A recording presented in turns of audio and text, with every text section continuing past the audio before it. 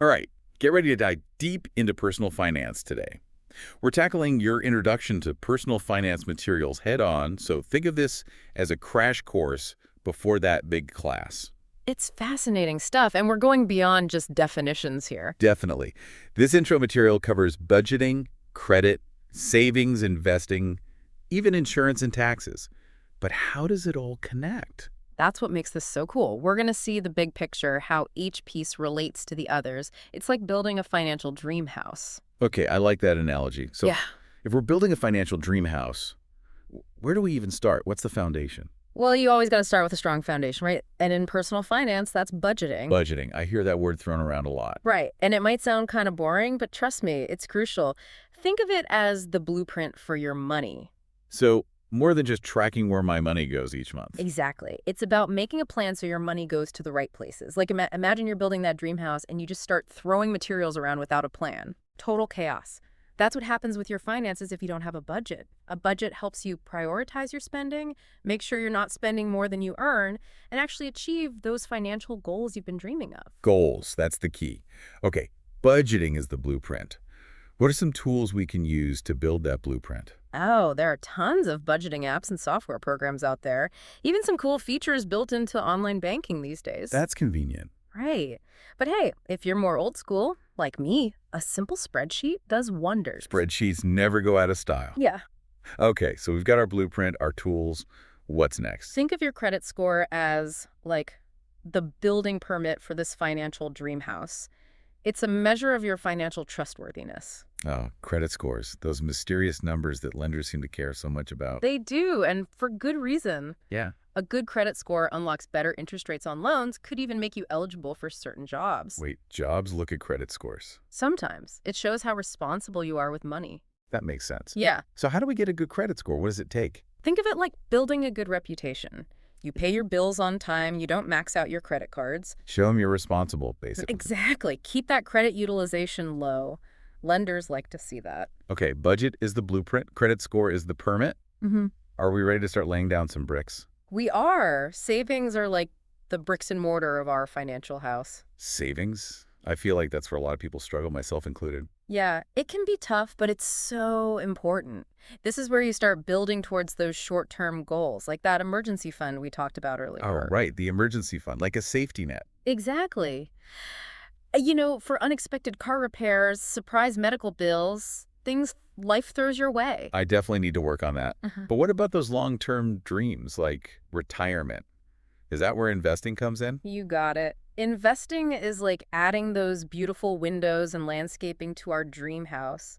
It helps your money grow over time, but it's a bit more complex than just saving. I'm intrigued, but a little intimidated. No worries, we'll break it down. Investing involves things like stocks, bonds, mutual funds, even real estate. Okay, those are all words I've heard, but don't fully understand. What are they exactly? Imagine our financial dream house is in a neighborhood, okay? Buying stock is like buying a tiny piece of ownership in one of the houses on that street. It can go up in value, but it's a little risky too. Risky, how so? Well, sometimes those houses in our neighborhood, those companies, don't do so well, and that stock value could go down. I see. So it's not a guaranteed return. Not necessarily, but it has potential. Bonds are more like lending money to the neighborhood association, to make improvements. You get your money back plus interest, but might not grow as much as stocks. So bonds are lower risk, potentially lower reward. What about mutual funds? That's another one I hear a lot. Mutual funds are cool. Imagine investing in a whole block of houses instead of just one. Spreading the risk. Exactly. That's called diversification. And then there's real estate, which is literally buying a whole house in our financial neighborhood. That seems like a big commitment. It can be.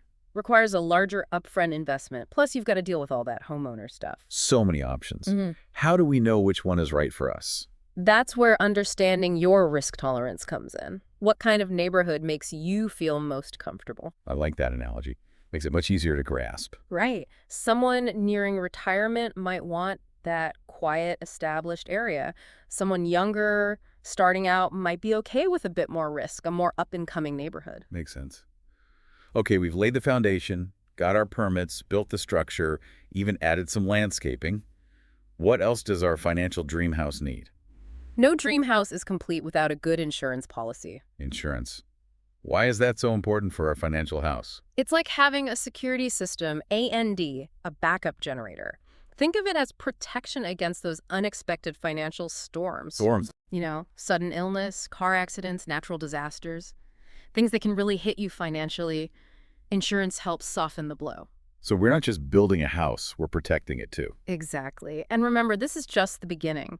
We still have more rooms to add retirement planning and taxes. Okay, before we get ahead of ourselves, let's recap what we've built so far. Yeah. We've got budgeting as our foundation, credit score as our permit, savings are the bricks, investing as the landscaping and fancy windows, and insurance is our safety net. We've done a lot, but we're not done yet. In the next part of our deep dive, we'll explore those final pieces of the puzzle: retirement planning and those tax strategies. It's all coming together. We've got the structure. Now we need to make sure it's sustainable for the long haul. We'll be back soon to tackle those final but very important elements of personal finance. See you then. All right, welcome back to our personal finance deep dive. Ugh. So we've got the groundwork laid for a solid financial house, but now it's time to think about the future. Retirement. It's like adding a whole new wing onto our financial dream house, a place for our future selves to relax and enjoy. Sounds nice. But this introduction to personal finances source keeps stressing how important it is to start early. Why is that? Is it really that big of a deal? It is. It all comes down to this thing called compound interest. It's like magic, but for your money. Okay, I'm intrigued. Tell me more about this money magic. Imagine you invest, say, $1,000 today, and it earns a 7% return each year. After 10 years, you'd have almost $2,000 without doing anything extra. Wait, my money just grows on its own, just by sitting there. Well, not exactly on its own. It's that compound interest working its magic. The earlier you start, the more time your money has to grow exponentially. Think of it like planting a tree. The sooner you plant it, the taller and stronger it'll be when you need the shade. Okay, that makes sense. So how do we actually start building this retirement wing? What kind of tools or materials do we need? Well, the source talks about employer-sponsored plans like 401k.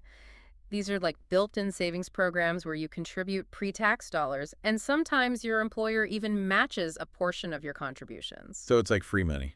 Pretty much. But even if your employer doesn't offer a 401k, or if you're self-employed, you can still build that retirement wing with an individual retirement account or IRA. Right, IRAs. There are different types, right? Like traditional and Roth. What's the difference? It's kind of like choosing different types of bricks for your retirement wing. Traditional IRAs are great because contributions might be tax deductible now, meaning you pay less in taxes today and your money grows tax deferred until you withdraw it in retirement. So I'm essentially delaying paying taxes until later. Exactly. And with Roth IRAs, you contribute after-tax dollars, but when you withdraw in retirement, it's tax-free. So choosing between traditional and Roth depends on my tax situation now versus in the future. That's a good way to put it. It's about finding the best strategy for you. And these retirement accounts come with different rules, contribution limits, all that fun stuff. It's important to do your research. Okay, definitely getting the sense that this is more than just throwing money into any old account. We need a plan. Definitely. It's like having an architect help design your dream house. You want it structurally sound, meeting all your needs. So starting early is key. Got it. But what about those of us who maybe haven't been as diligent with our savings? Is it too late to start? Never too late.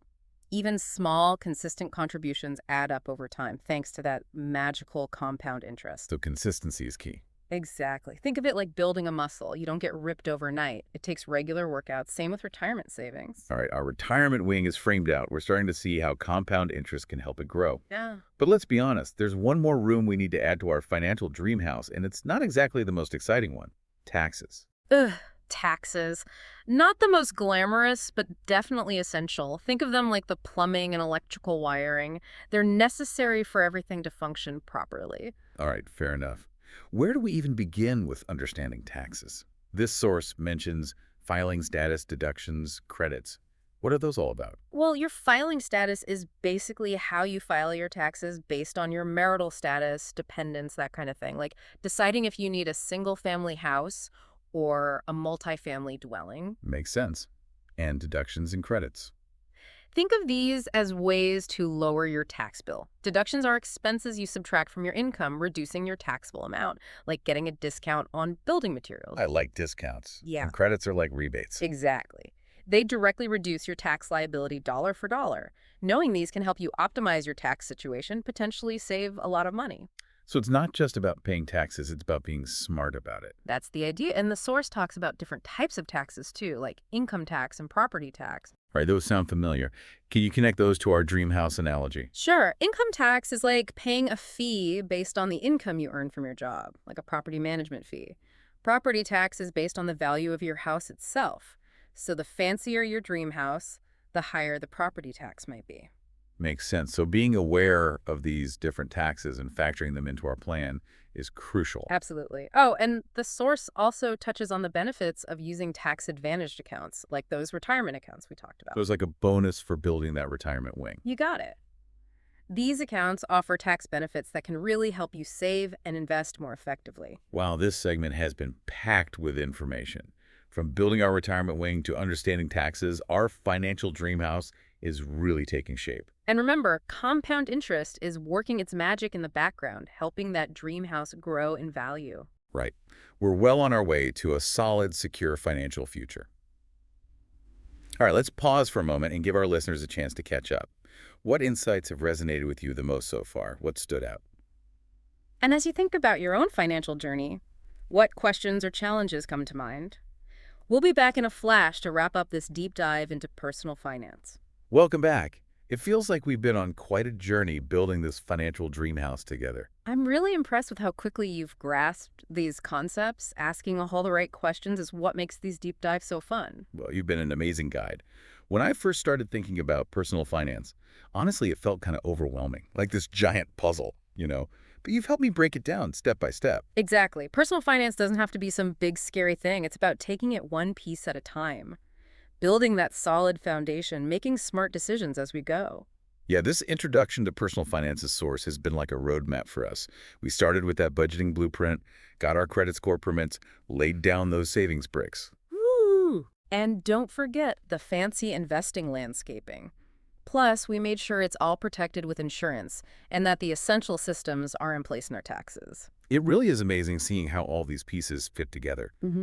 One thing that's really hit home for me is that personal finance isn't just about numbers and spreadsheets. It's so much more than that. It's about choices, right? Choices that align with your values, your goals. Building a life you love. Exactly. It's about having the freedom to pursue your passions, support your loved ones. It's about making sure your money works for you, not the other way around. As we wrap up this deep dive, I'm feeling empowered. Like I've got the knowledge, the tools to actually build a solid financial future, not just for myself, but for my family too. That's awesome to hear. And remember, this is just the beginning. It's a lifelong journey. There's always something new to learn. That's true.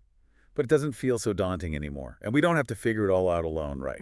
Exactly. Don't be afraid to reach out for help. Financial advisors, educators, even just friends or family who know their stuff. There are so many resources out there. Yeah, it's amazing how accessible financial information is these days. The key is to be proactive. Keep learning. All right, before we say goodbye, what's one final thought we can leave our listeners with? Something to inspire them as they start building their own financial dream houses. How about this? Remember that your financial well-being, it's a reflection of your choices. It's about that commitment to creating a life you love. Love that. So embrace the challenge, stay curious. Your financial future is in your hands. It's been an incredible deep dive into the world of personal finance. We hope you've enjoyed it and are feeling inspired to take control of your financial well-being. Until next time, stay curious, stay informed, and most importantly, stay engaged in building a brighter future for yourself.